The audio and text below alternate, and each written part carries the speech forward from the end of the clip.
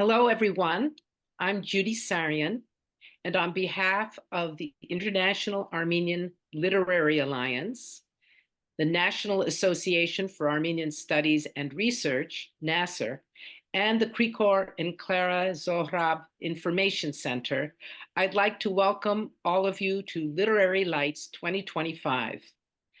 Today, we are hosting Gregory Djanikian, the author of Nostalgia for the Future, Selected Poems, in conversation with Susan Barba.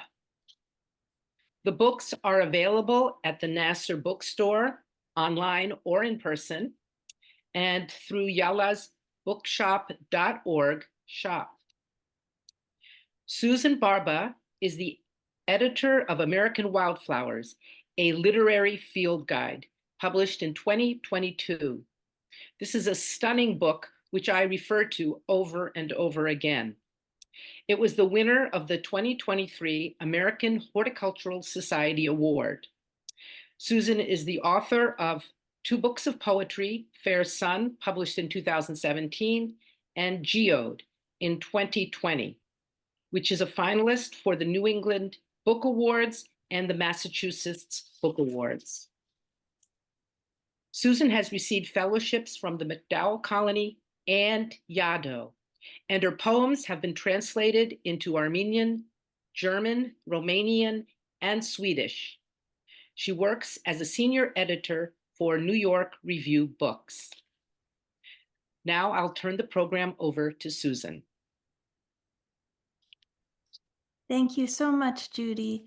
And thank you to Olivia and Hovsep, and especially thank you to Greg for allowing me to be in conversation with him in celebration of this masterful book, his new and selected poems. It's such a pleasure to be here to talk to you about Nostalgia for the Future, Greg. And I will begin by just reading your bio, and then we'll have the pleasure of hearing you read some poems. And thank you, everyone, for joining us today, today or tonight, depending on where you're zooming in from. We really appreciate it. So Gregory Djanikian was born in Alexandria, Egypt, of Armenian parentage. He came to the United States when he was 8 years old and spent his boyhood in Williamsport, Pennsylvania. For many years, he was the director of creative writing at the University of Pennsylvania, and he is the author of 7 collections of poetry from Carnegie Mellon, most recent of which is Sojourners of the In-Between.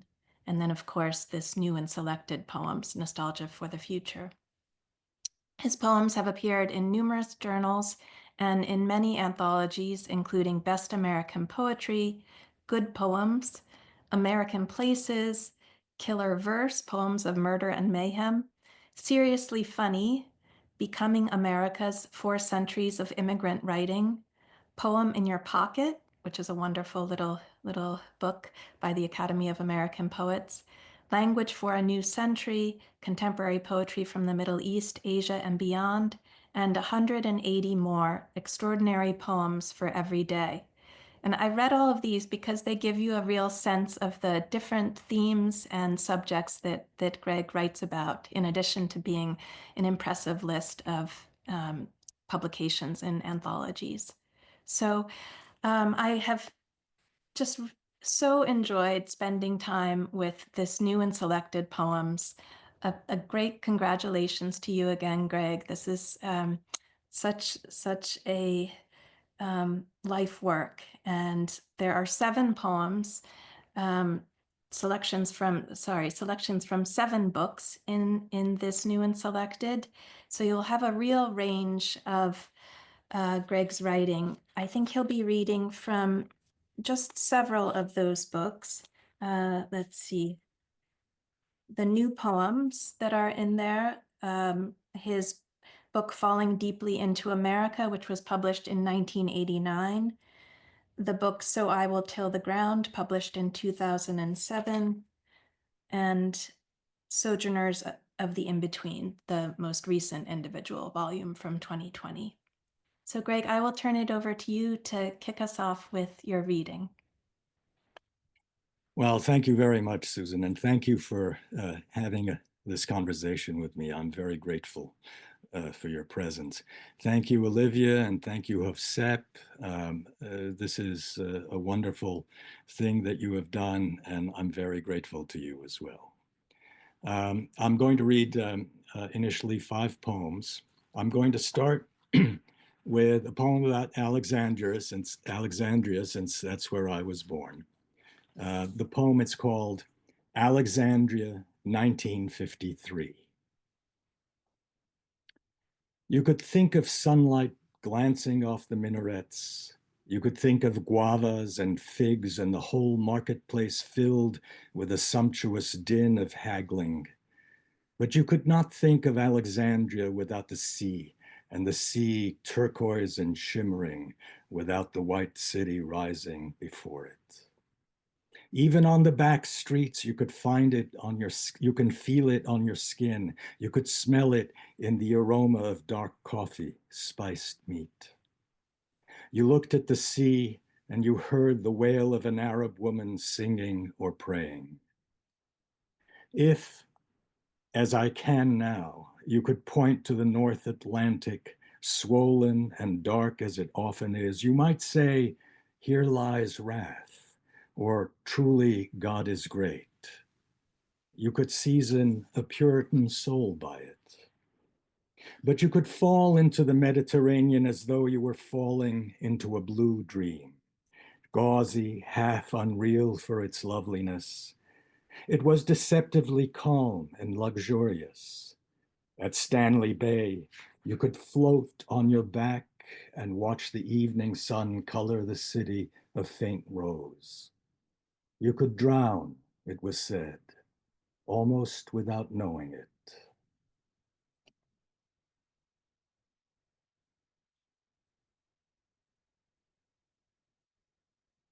Um, we came to the United States when I was about 8 years old. Um, and though we could speak English, we were very troubled by American idioms.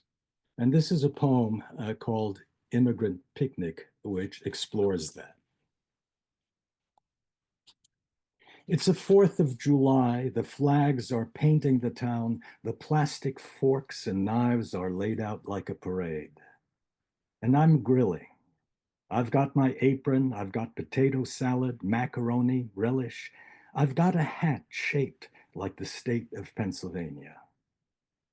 I ask my father what's his pleasure, and he says, hot dog, medium rare, and then hamburger. Sure, what's the big difference? As if he's really asking.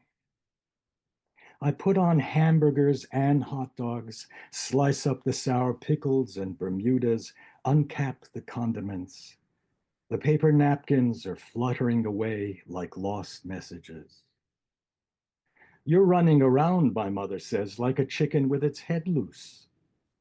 Ma, I say, you mean cut off, loose and cut off, being as far apart as, say, son and daughter. She gives me a quizzical look as though I've been caught in some impropriety. I love you and your sister just the same, she says.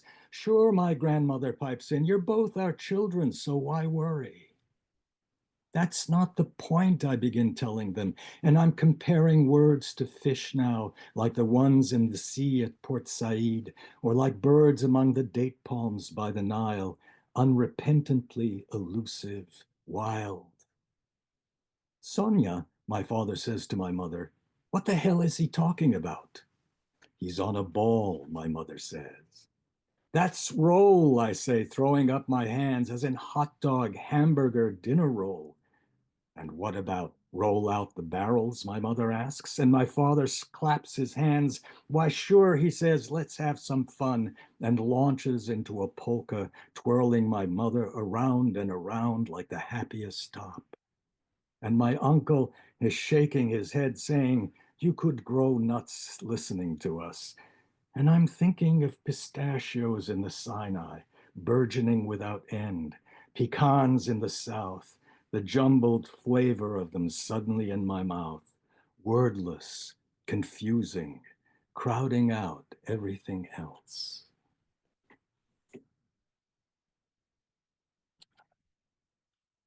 My mother is prominent in that poem, and so I would like to read a poem about her. It's called My 90-Year-Old Mother Would Be an Alpinist. She's climbing the high porch stairs, pulling herself up by the railing, her purse slung at her elbow. She's taking one tread at a time with an eye on where it matters. Jungfrau, she says, without stopping to take a rest. Kilimanjaro.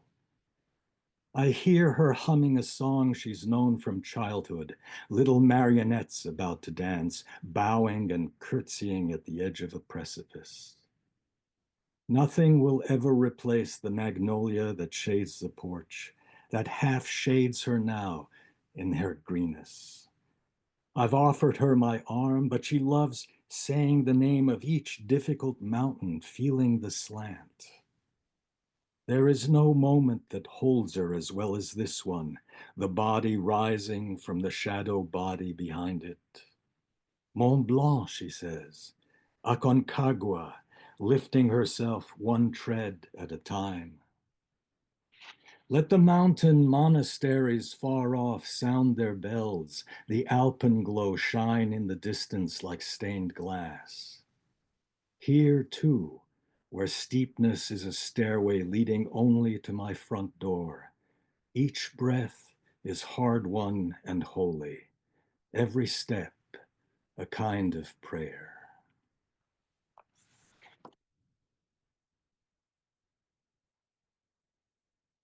I'm going to read you the title poem of this new and selected collection, and it's called Nostalgia for the Future.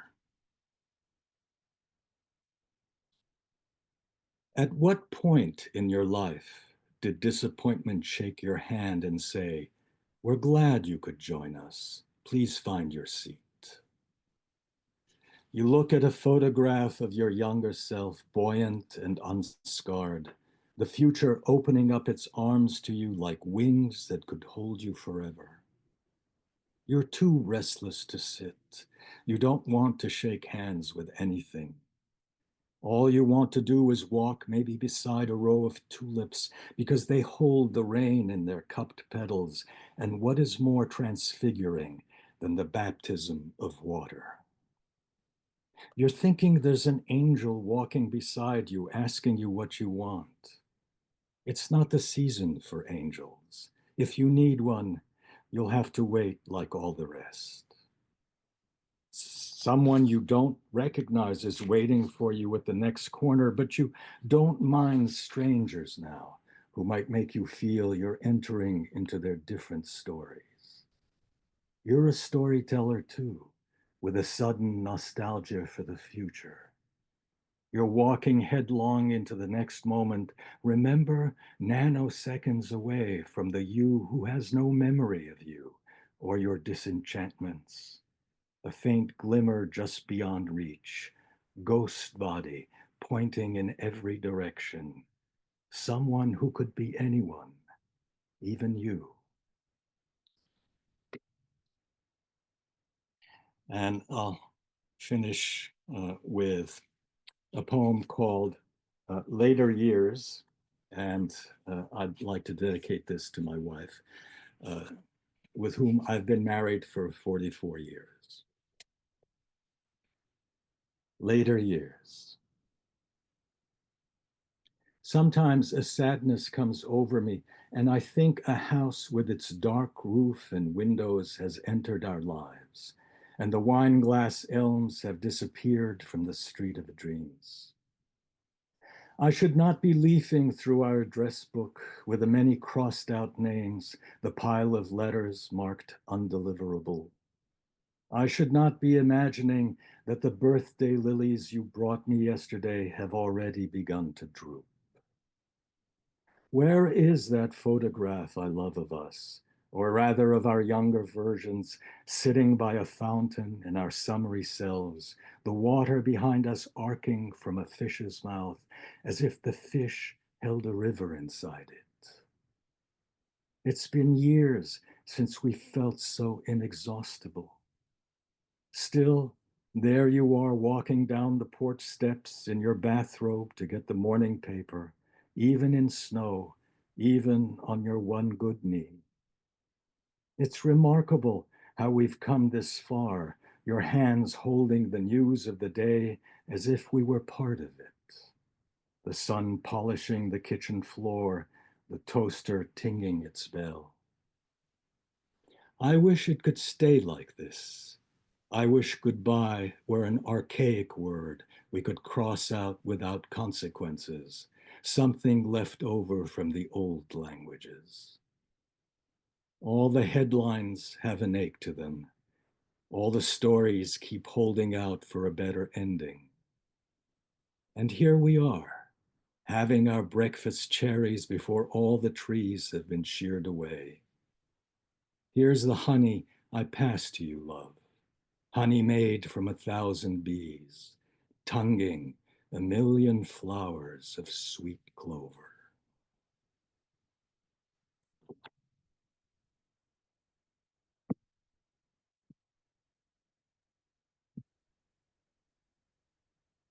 Thank you so much, Greg. That was just beautiful. I think we would like to all keep hearing you read, but I will ask you to read a few more poems. I'll ask some questions now, and then we'll conclude with a few more. So the new poems from this book are just astounding. I think they really exemplify. I read Stephen Dunn, the poet Stephen Dunn, called you a gardener of the human spirit. And I think that is such an apt description. And I think of the particular kind of gardener whom you are as one who has both mastery and humility. So a gardener who is not just trying to exert his will over a space, but is cultivating it with the knowledge that there are other species in that space as well, and knowing that he is one of many gardeners. Her poetry has such a generosity to it and a humility at the same time, and a humor, which I think, came across in a number of the poems you read. I especially appreciate the humor in your poems. That is so hard to achieve, I think, as a poet. But we'll return to that. I wanted to ask you about the title of this book, Nostalgia for the Future, and the title poem that you read. There's an epigraph in the front of this book by Rilke, and I'll just read it for those of you who don't have the book yet. It's, "The future enters into us in order to transform itself in us long before it happens." This quote seems especially apt in the context of the poems in your earlier book, Falling into America, when you describe a time in which the future was finding itself in you. But I think the quote has greater resonance with all of your poetry, which is about those transition points.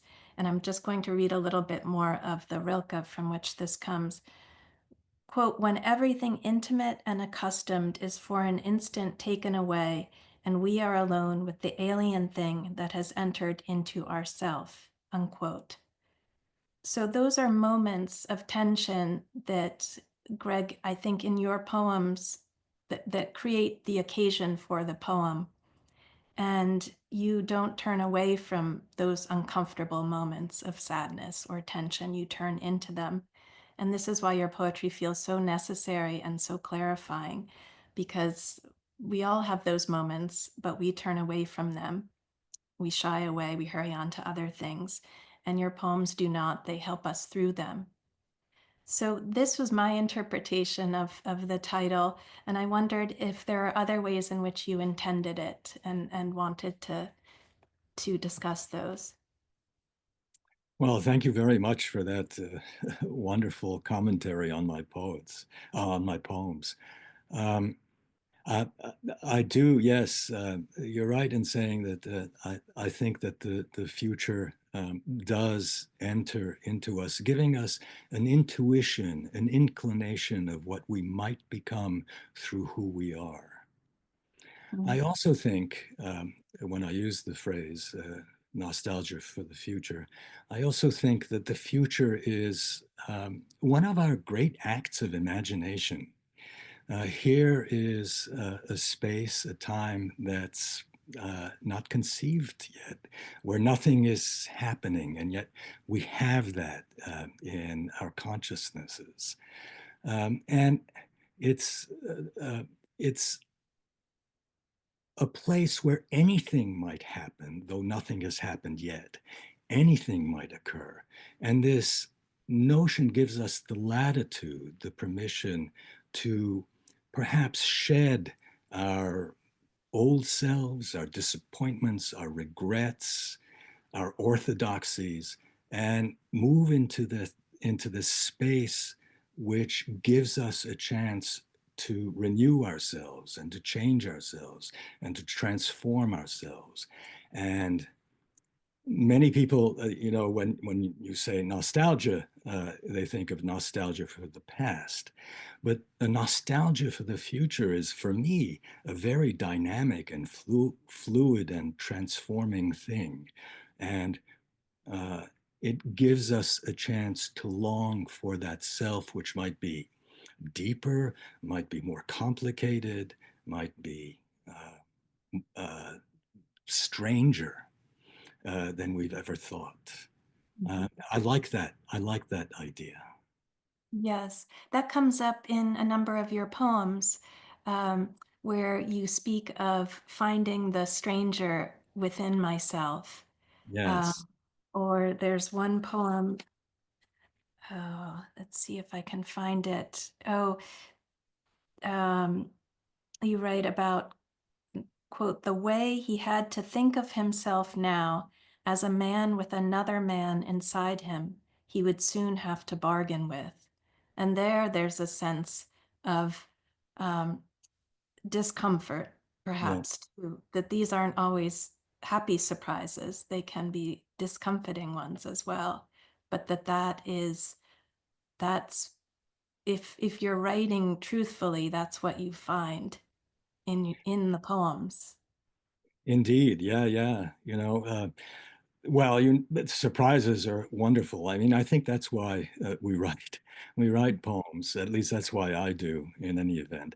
Um, and as you're absolutely right that the surprises might not be beneficial, might actually be hard to take, though it also enlarges us. Even if the surprise is bad, it's a bad surprise. We enlarge ourselves by understanding that it's bad, that we must continue to change, to transform ourselves. Yes, exactly. It's what Rilke is saying about moving through that moment. That's the moment of surprise and sadness and tension that we have to live with and sit with and not try to get away from. Yes, Uh, absolutely. I thought maybe we can just give the audience a sense of all of the books of poetry collected here, plus the new poems. It's a lifetime of writing, and I categorize them for myself as poems of childhood, of maturity and marriage, of intimations of mortality. But I would love to hear from you how you think of them differently, how each one feels different to you, and maybe several of them, what prompted the underlying project of them. Yeah, they seem to be different to me. All seven books, and even the new poems now seem to focus on things that I had not focused on, especially how we treat the earth. Um, the Certainly my first book, as all first books might be, is a collection of miscellany. Of course, when you're a young poet, you want to put together poems and get that first book out. And the book might not have an arc to it. But the foundation of the book actually is its core is a collection, a cycle of 20 sonnets. And they deal with biblical stories. And I wanted to explore the human consciousness and imagination in that book as it confronts the miraculous. The second book, of course, Falling Deeply into America, is, as you described, is my coming over, exiling myself from Egypt and coming over as a kind of new self and being enchanted by this new life that I was thrown into. The third book, about distance, I began writing poems and I realized that in many of the poems I was writing about different kinds of distances, distances between people, emotional distances, geographic distances. And so for me that there was this arc that held the poems together. Fourth book, years later, all about romantic love, its joys and its disappointments. Of course, So I Will Till the Ground is all about the Armenian genocide and its effect on my family and me as a boy and as an adult. Dear Gravity, a way of understanding that, yeah, Earth's the right place for love, but it's also the right place for violences, and how to reconcile the two together. And the last book, Sojourners of the In-Between, is a book about in-betweenness, about living in between two states, between birth and death, between a kind of between sky and earth, between a coming together and a dissolution, between mind and body, spirit and the material self. And as I said, the new poems are largely about, yes, about my coming to terms with my mortality, but also the coming to terms of the mortality and the health of the earth. Mm-hmm. Which is a through line, I think, in your earlier books as well. If not overtly, there's an awareness there that there's a gradual crescendo, I think, in the new poems, but it's something that I observe earlier as well. I just want to speak for a moment more about your second book, Falling Deeply into America, because it seems that that is where you really found your voice. And those poems are more personal. You seem to be speaking more openly than in the first book. And that's helpful to know that the first book, they were all sonnets. There's a sense of formal constraint there. But the second, Falling Deeply into America, so these poems are looking back, as you mentioned, on Alexandria, Egypt, but even more so to your memories of America.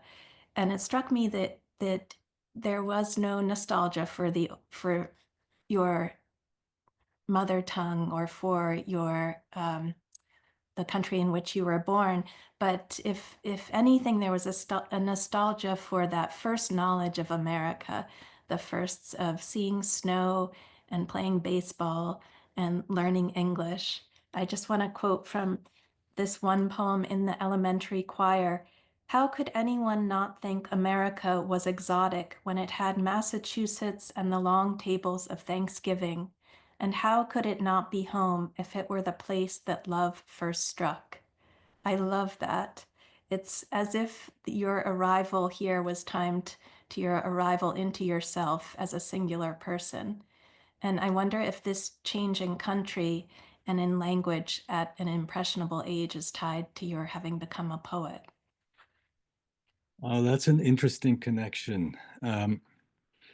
You know, I still love the word Massachusetts, by the way. I think so. I just love saying it. It's very alliterative to me and so exotic. But everything was exotic to me when I first came to this country, and I was just enchanted by it. I was enchanted by the small townness of Williamsport, Pennsylvania. I was enchanted by my being able to ride my bicycle into town or to anywhere that I wished. It was indeed a time of firsts. And I wonder whether, I became a poet to kind of reclaim that wonder and enchantment that I knew and felt when I was younger. And it might be very true that, yeah, when I was young, there were lots of discoveries to be made, which I did make. And isn't writing a poem a way of discovering again different firsts? It's a time of wonder for me to sit down and to meditate and to focus on something very very intently.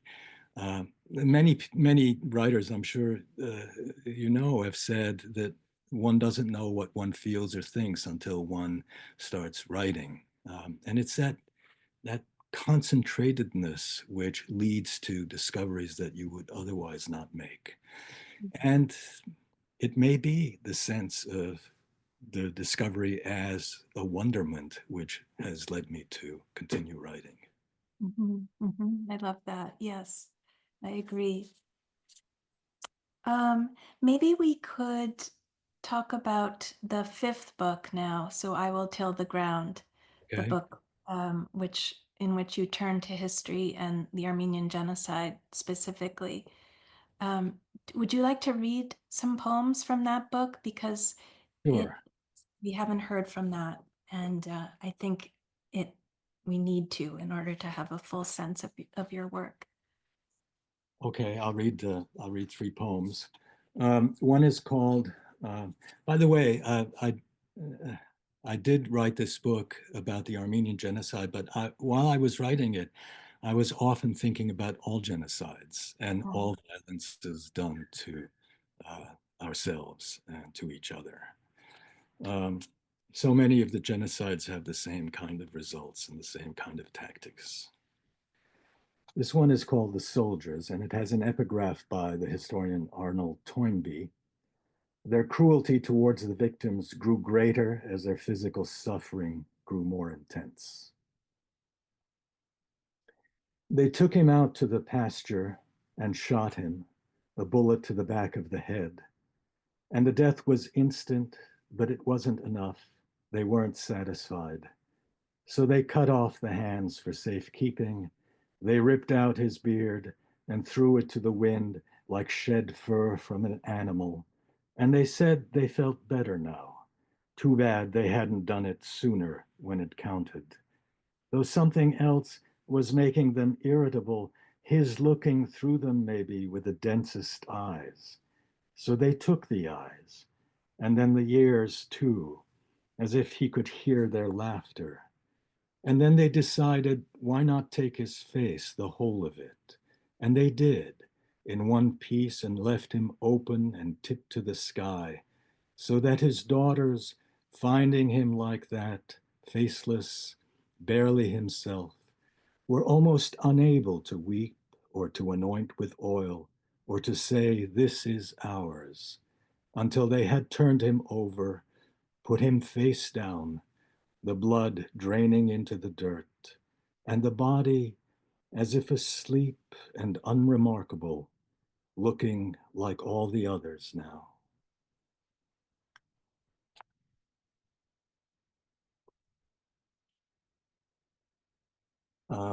This is called Children's Lullaby, and there's an epigraph from an Armenian child survivor of a deportation in 1915. About this time, Turkish or Kurdish women would come and take children away, realizing that there was nothing but death facing us. My mother gave me to them, so these two women held my hand and took me away.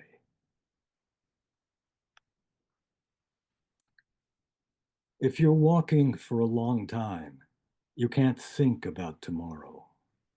If you're walking for a long time, keep your eyes down and don't falter. Wolves are growling in the mountains. They will come if you're not wise. Wolves are growling by the roadside and robbers prowling in the trees.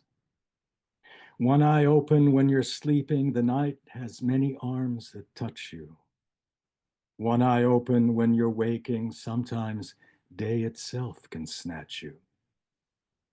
If you dream of grapes in the arbor, you'll wake up with stones for eyes. If you dream of rivers winding, there'll be gravel where you lie. And when your father falls behind, don't cry.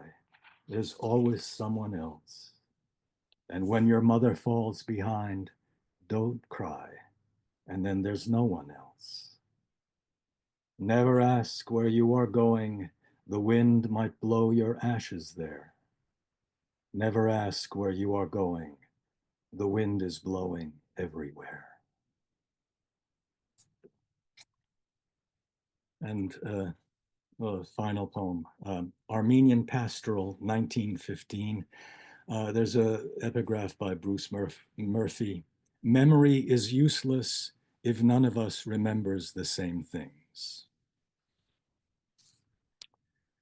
If Anush were holding her child and watching the sheep carted off like men to the slaughter, and Armenag in his dark vest and trousers were hobbling barefoot in the village square toward the pockmarked wall, and Ashod in his prison cell were counting the sprigs of parsley that must be rising in his garden now. If Araksi were razor thin by the roadside, dreaming of a white mountain turning red in the alpenglow. If Antranig, refusing to walk, were shod like a horse and tethered in his own pasture, and Asniv were a wet nurse now to a battalion of mouths, her infant slit clean in the straw. How long would it have to go on then, beginning with A and spilling over into all the alphabets, before mother, sister, father, child could wear the same faces in any language, be cut from the same tongue?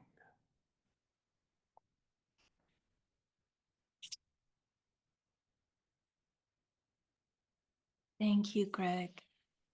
I want to ask, was it a conscious decision to write this book? Did you feel compelled to write about this period of our history, or did the poems just begin to emerge one by one? I think it was a combination of both. I think I had written a few poems without even thinking of having a project in mind. But I realized that I was starting to refer to the genocide in my Armenian culture again and again. And I suddenly felt that I had to write about this, about this huge and catastrophic event in our Armenian lives. Um, I think I had thought about doing it before, but I really didn't have the maturity or the language to tackle the project until then. Mhm. And once I decided actually to really concentrate on writing about the genocide and its effect on me as a child and me as an adult, the poems started coming one after another. I remember at Yaddo, I was there for 3 weeks, and I wrote every day. The whole first section of this book came one after another. I was compelled to write it. I couldn't stop. It was almost like a Yeatsian automatic writing. The poems just came again and again. And frankly, I was exhausted afterwards, but I was so grateful. I was so grateful that the poems had come like that. Mhm, mhm. And you need that time, that span of uninterrupted Yes, time, really, to do something like that. That makes sense. absolutely. Absolutely. Yeah. Yeah. I've been very lucky to have been having had residencies at Yaddo. I mean, it had always has been a fruitful time for me, but this was Mhm. especially fruitful. Yeah, yeah. I mean, I think I wrote 15 poems in 3 weeks, which Wow. is an amazing thing for me. Yeah, yeah. I think that it's interesting reading the book that followed, Dear Gravity. Um, while those aren't about genocide, there's still a sense of menace that carries Mm, over into them, and menace and tenderness at the same time. You have this phrase, everything hugely combustible, mm. that just struck me. Um, and I wonder if writing So I Will Till the Ground kind of opened up this space to let in this, I don't know if darkness is the right word, but there's a darkness and a critical posture toward this country, toward America, that's absent from Falling Deeply into America, that comes into the picture then. And I wonder if it had to do with having written those poems in the previous book, or just the present in which you were writing those poems. Um, Maybe you could say a bit. Well, yeah, yeah, it's certainly a different book than Falling Deeply into America. That's There's not that kind of wonder and exuberance that you feel in Falling Deeply. It's in Dear Gravity. Though I think you're right, perhaps, that writing So I Will Till the Ground made me aware of violence and made me closer to violence than I'd ever been. And, you know, when you write about violence, it sticks to you. Uh, you're aware of it, and it enters you just as a future enters, as Rilke would say. And perhaps that led me to an understanding of what violence can do and what how it can change one's life and one's mind and one's perception of it. Yeah, the whole first section of Dear Gravity is about violence and is about uh, of trying to reconcile oneself to it. Perhaps also, it's one of my later books, and I was feeling a closeness to my mortality. And perhaps that was why this kind of darkness seeped in. Though I titled it Dear Gravity because I also wanted to be aware of the presence of the earth and its pleasures. Mhm. I didn't want to discount that at all. So it's Dear Gravity and as a kind of uh, really a plea for a an attempt at trying to be nonviolent, Mhm. please humanity, but also Dear Gravity as a kind of love poem to the earth itself. Mhm. And one of those pleasures is cosmic. You have a Oh number yeah. of poems about stars, and I wondered about that. Are you uh, an amateur stargazer, or do you have an abiding interest in? I do have an abiding interest. I was introduced by my friend Lee Kinsey, Vermonter, to stargazing. He was an avid stargazer and you know, an amateur astronomer. We got together and we pitched in and bought ourselves a reflector 8-inch telescope, and we took it up to a hill in Vermont.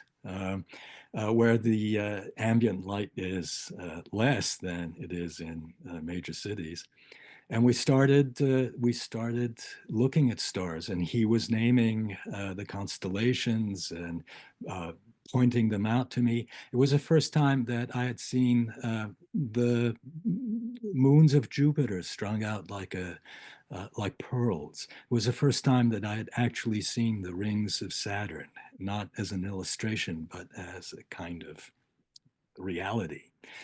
Uh, and I love the fact that I would be able to name constellations and name stars, which made me feel much closer to the cosmos than I had ever felt before. And this act of naming kind of reeled in this giant, huge, expansive sky toward me and made me feel not so much insignificant, but immersed in the cosmic world. And I like that. Beautiful. I can relate to that on the level of wildflowers. In preparation for this anthology that I edited, I also got to know the names of a lot of plants and, yes, felt so much more connected to the world around me. But stars elude me still. That's that's a whole nother level. And They're remote. yes, yes, beautiful. Um, it's interesting going back to what you're saying about violence and dear gravity and um, acknowledging that because it seems to me that and acknowledging mortality in the more recent poems, the new poems, and your last individual book, there's a turn away from that towards the light again, Mm. and there's just a sense of capaciousness and it's as if I think that there's a sense of love that prevails over the violence. You have these wonderful portraits like the one that you read about your 90-year-old mother, and then there's what I think of as its pair, the poem about your father, Inside Man. Mm. Um, that he would always say, I'm an inside man. I wonder if writing about one parent allowed you to see the shape of the other, kind of like a reverse negative. Well, I've written a lot of poems about my mother.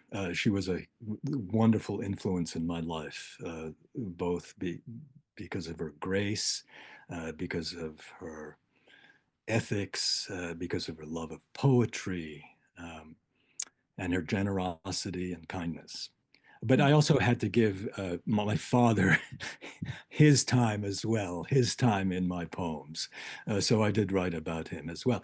And I like to actually write about people, giving them a space in poetry where they can stand. And it's especially true of people who have been forgotten by succeeding generations, by people who have had their histories obliterated, by people who have been who have disappeared, who have no history, and it's always a kind of sacred obligation to me to give them a place where they can inhabit, where they can be reclaimed, where they can, for a moment of the poem, still stand on the earth as if they were still here. Mhm. Yes, it's like it is a physical thing, isn't it? You write that poem about someone, and it's like a portrait on the wall. It occupies a physical place in the world. I It have does. that. Yeah. Yeah. Um, I think we are getting close to time. Um, I was hoping you could read one more poem, and then Okay. we'll go to the audience questions. Um, in honor of Mother's Day tomorrow and what you were saying about your mother, this is a poem I asked my grandmother if we can make lamajun. And I just want to share a little personal anecdote. It's the future that came into me years ago. I was in graduate school, and my advisor, Helen Vendler, sent me a clipping from poetry in 2002. Your poem, this poem, if I can ask I asked my grandmother if we can make lamajun, and she wrote on it, Dear Susan, you will certainly understand why I send this charming poem over to you. Thanks again for the gata, Helen. So Well, 23 years ago, I received this poem of yours in the mail, and it's wonderful to be able to ask you to read it now. well, that's what a wonderful anecdote. Anecdote. Thank you. I'm glad to read it. I asked my grandmother if we can make lahmacun. Sure, she says. Why not? We buy the ground lamb from the market. We buy parsley, fresh tomatoes, garlic. We cut, press, dice, mix, make the yeasty dough the night before, kneading it until our knuckles feel the hardness of riverbeds or rocks in the desert. We tell Tante Lola to come with her rolling pins. We tell Zaven and Marouche, Hagop and Arpinet to bring their baking sheets. We sprinkle the flour on the kitchen table, and it is snowing on Ararat. We sprinkle the flour, and the memory of winter is in our eyes. We roll the dough out into small circles, pale moons over every empty village. Kevork is standing on a chair and singing, "Oh, my Armenian girl, my spirit longs to be nearer." Nevrig is warming the oven, and a dry desert breeze is skimming over the rooftops toward the sea. We are spreading the lahma on the ajun with our fingers, whispering into it the histories of those who have none. We are baking them under the heat of the sun, the dough crispening so thin and delicate, you would swear it is valuable parchment we are taking out and rolling up in our hands, and eating and tasting again everything that has already been written into the body. Thank you. Thank you. Okay, I'm going to turn to our chat now. Okay, this is a question from Dana Walrath. She writes, "Thank you for your gorgeous poems, Gregory. To follow on Susan's question about the meaning of your title and your response about how the notion of the future demonstrates our power to imagine, I am curious about the corollary, especially for this room full of Armenian writers. Beyond the incredible evocations of places you have inhabited, might you speak a bit about imagination and our connections to our deepest past long before the genocide and our unknown ancestors in your work?"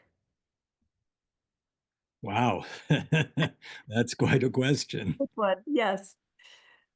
Um, That's our only question so far in the chat. So that might be helpful to know. You can take your time answering it, and I can ask it again. well, I can say this, that poetry is an act of imagination. That there are many things that we imagine in poems that perhaps um, uh, we had that are inconceivable. For instance, when I wrote "So I Will Till the Ground," obviously I wasn't a part. I wasn't a member of um, the Armenian tribe in Turkey, which was decimated. Uh, I was not even born. Um, when my grandfather survived the Hamidian massacres, but he never spoke about it in Egypt. There was a kind of silence about it. So when I started writing um, uh, the genocide poems, I had to imagine certain things. I had to imagine what it might be like to be there. I had primary source help, um, uh, oral histories from survivors, Viscount Price's a book on the genocide, but it had to be in part an act of imagination, and it still is. I mean, I imagine my grandfather being in Kharpet and Huseinig, but it's only that. It's an act of imagination that puts me in touch with him there and then.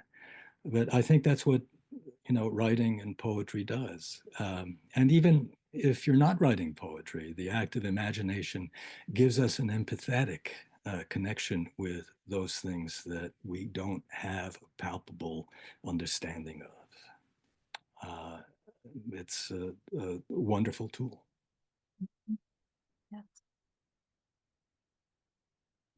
Well, I think unless there are any other questions, I will say thank you again, Greg. Well, Thank you thank you for, so much. Thank you for all those questions, and thank you for reading so closely. oh, I'm so happy with that. it was my pleasure, more than a pleasure. Oh, we do have one more question. Olivia, do I have time to? Sure, sure. This is from Marilyn Balian. I have a question that might be a bit personal, but what is writing if not personal? It is no mystery that trauma and wounds are notorious thieves of memories, both good and bad ones. Is there a particular memory and its clarity you feel like bad experiences have taken away from you? If yes, have you mourned one of them not being clear enough in your memory when you wanted to sit and write about it? I understand that perhaps I've suppressed a memory because it was so powerful and disturbing. I've tried not to do that. I've tried to open myself up to uh, any kind of trauma that I have faced. I must say also that I've been very lucky in my life, that I have not faced the kind of traumas that other people are facing even now. Uh, uh, but if there have been times of disappointments, of mourning, uh, I've tried to open myself up to them because in so doing, uh, my sense of self has become more expansive. I don't think it's good to suppress feelings. I think it's much more, uh, much an act of generosity actually on one's part to allow feelings to um, to speak to speak powerfully to you, even if those feelings are traumatic. Mm-hmm. And that comes across in your poetry. It makes those poems all the more powerful and helpful to those of us who need them. So thank you. Thank you, Greg. I will turn it over to Olivia now. Thank Thank you you. both. That's such a beautiful note to end on. It's such an honor to host this event today. Greg is not only a brilliant poet, but he's also one of the most generous literary citizens I have had the privilege of working with. He's judged our Young Armenian Poets Awards every year with thought and care. He's mentored an emerging writer every summer, and he's judged our creative writing grant in poetry. So I feel so lucky to be able to celebrate Greg and his decades of poetry today.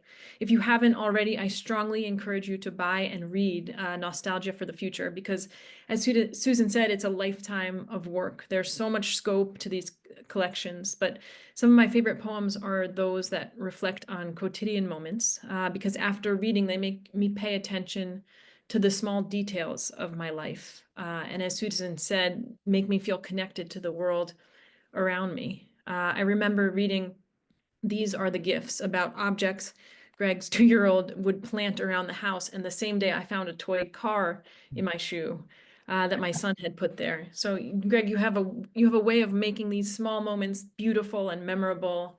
And that's a gift you give to your readers. So thank you. Thank you so much. Thank you. Susan Barba is another brilliant poet, editor, and essayist who is incredibly generous in giving back to our community. She has also mentored and judged our grants, and of course was our thoughtful moderator today. Thank you so much, Susan. It's really just been a pleasure to listen to you both speak about this beautiful work, and Greg, to hear you read. I could listen to you read these poems all day. Thank you so much to our partners, the National Association for Armenian Studies and Research and the Krikor and Clara Zorab Information Center for making this series possible. In case you missed it, our last Literary Lights event featured Nancy Krikorian's novel, The Burning Heart of the World. You can find a recording of the discussion on Nasser and Yala's YouTube channels. Next Sunday, Nancy Agabian will host a virtual workshop on writing as resistance. Writing can give us a means to express, document, defy, and attempt to make sense of the senseless. So whether you're a writer or just someone trying to process our current moment, please join us for this generative session. Our next Literary Lights event in June will feature Patricia Ononiwu Kaishan's Forest Euphoria. Please check our website for details. And if you'd like to support our programming, make a donation through the Yala, Nasser, and Zorab Center websites. Thank you all so much again for joining us, and to Susan and Greg for this wonderful discussion, and Greg for your poetry. It's a gift. Thank you. Thank you. Thank you.